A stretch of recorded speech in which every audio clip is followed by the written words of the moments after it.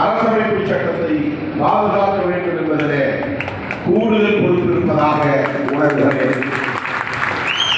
பெரும் பொறுப்பு இருப்பதாக உணர்கிறோம்.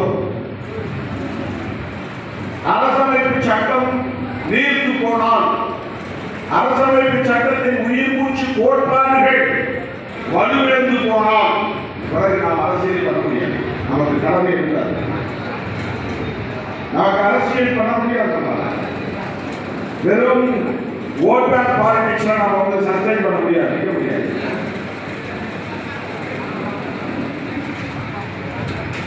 சாதி அடிப்படையிலோ மத அடிப்படையிலோ மக்களை திரட்டி வைத்துக் கொண்டு வாக்கு வங்கியை உருவாக்கி வைத்துக் கொண்டு பேரம் பேசுகிற அரசியலை ஒரு குறிப்பிட்ட காலத்துக்கு மேல் செய்ய முடியாது.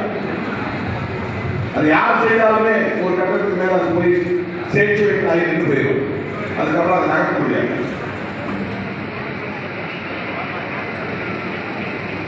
ஆகவே நம்முடைய முதன்மையான பொறுப்பு என்னவென்றால், நம்மை எல்லாம் மனிதர்களாய் தலைவர் வைத்த நம்முடைய மகத்தான தலைவர் புரட்சியாளர் அம்பேத்கர் அவர்கள் வகுத்தளித்த அரசமைப்பு சட்டத்தை பாதுகாக்க வேண்டும் என்பதுதான்.